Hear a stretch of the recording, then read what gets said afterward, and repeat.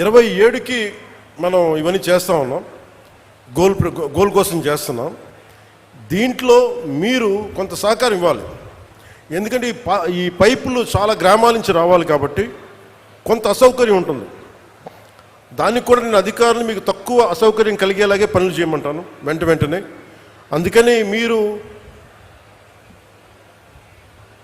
మీ చిన్నపాటి రోడ్లు ఏదైనా ఇబ్బంది ఉంటే ఈ ఎక్స్కవేషన్ వల్ల, ఈ పైపుల కోసం భూమి తవ్వకాల వల్ల కొంచెం ఇబ్బంది ఉంటే మనస్ఫూర్తిగా ఇది మన భవిష్యత్తు కోసం చేస్తున్న కార్యక్రమం కాబట్టి మీ అందరూ మనస్ఫూర్తిగా మమ్మల్ని సహకరించాలని మనస్ఫూర్తిగా కోరుకుంటున్నాను.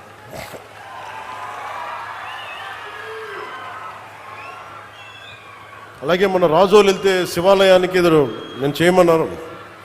సో మన కోనసీమ కాబట్టి చెప్తా, మన పక్కనున్న కోనసీమకి చెప్తామని మళ్ళీ ఇదే సమక్షంలో ఖచ్చితంగా వారికి కోనసీమ రైతాంగానికి కూడా మేము అండగా నిన్న మీటింగ్లో పెట్టాం.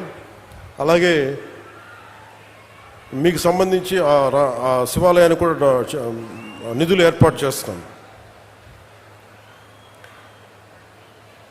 మన మనసు ఎంత మంచిది అంటే తెలుగు వాళ్ళ ఐక్యత, తెలుగు వాళ్ళ మనసు.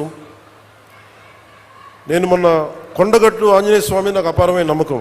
తెలంగాణలో ఉన్న కరీంనగర్ కొండగట్టు ఆంజనేయ స్వామి మీద ఆయన నాకు పునర్జన్మనిచ్చిన వ్యక్తి. ఆయనకి అక్కడ దర్శనానికి వెళ్తే వారు అడిగింది, నాకు అక్కడ ఉన్న భక్తులు కానీ ఆలయ నిర్వాహకులు అందరూ అడిగింది, ఆంజనేయ స్వామి ఆలయంలో భక్తుల సౌకర్యార్థం 2000 మందికి సరిపడా దీక్ష విరమణ మండపం కావాలి. అక్కడ దీక్ష విరమించి వాళ్ళు టీటీడీకి వెళ్తారు, తిరుపతి దర్శనానికి వెళ్తారు, మీరు కొంత సహకారం ఇవ్వండి అంటే చాలా వెంటనే తీసుకున్నాను. దానికి వచ్చిన తర్వాత దాన్ని పర్స్యూ చేసిన తర్వాత ఈ రోజున గత 2 రోజుల క్రితం 96 గదుల సత్రం నిర్మాణానికి 35 కోట్ల 19 లక్షల వ్యయంతో టీటీడీ బోర్డు ఆమోదం తెలిపింది.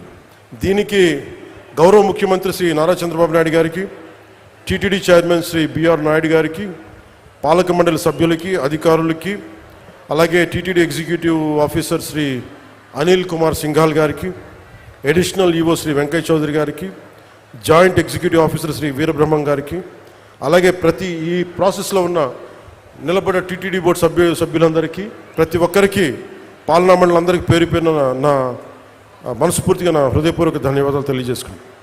అలాగే తెలంగాణలో ఉన్న భక్తులందరికీ కూడా మీరు దీక్ష విరమణ చేసిన తర్వాత తిరుమలకు వెళ్ళి వెంకటేశ్వర ఆలయం మీ దర్శనం మరింత సౌకర్యార్థంగా ఉండాలని మనస్ఫూర్తిగా కోరుకుంటూ, ఎందుకు అంటే ఇంకొకటి, కొంతమంది సామాజిక మాధ్యమాల్లో ఆంధ్ర డబ్బు మీకెందుకురా అని చెప్పి మాట్లాడుతూ ఉన్నారు. అది చాలా తప్పది. హైందవ ధర్మం ఎక్కడున్నా, భారతదేశం ఎక్కడున్నా, అది ఆంధ్ర ఇలా ప్రాంతీయతలు పట్టుకురాకండి. హైందవ ధర్మం ఎక్కడున్నా హైందవ ధర్మాన్ని కాపాడుకుంటుంది.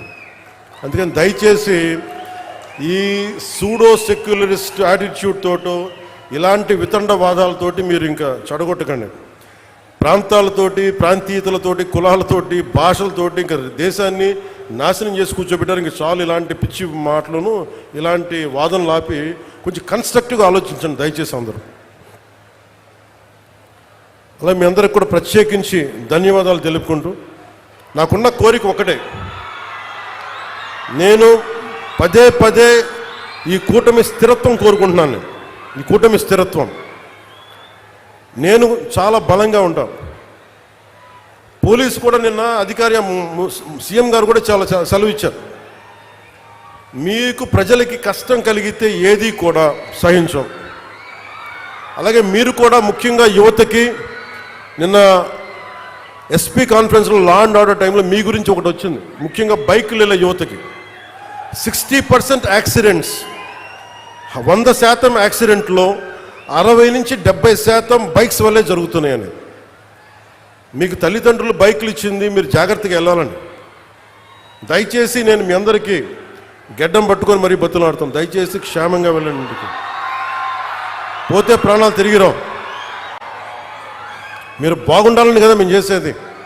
అందుకని అలాగే మా ఆడపడుచులకి, మా అక్క చెల్లెలకి, యువతులకి మీ గురించి ప్రత్యేకంగా మీకు ఎప్పుడు అండగా ఉంటాం. మీ కాళ్ళ మీద నిలబడగలిగేలా ఎంఎస్ఎంఈ పాక్స్ ఇవన్నీ వస్తూ ఉన్నాయి. మాకు కొంచెం మరింత సమయం ఇచ్చి ఎప్పుడు మాకు తోడ్పాటుని ఇవ్వాల్సిందిగా మనస్ఫూర్తిగా కోరుకుంటూ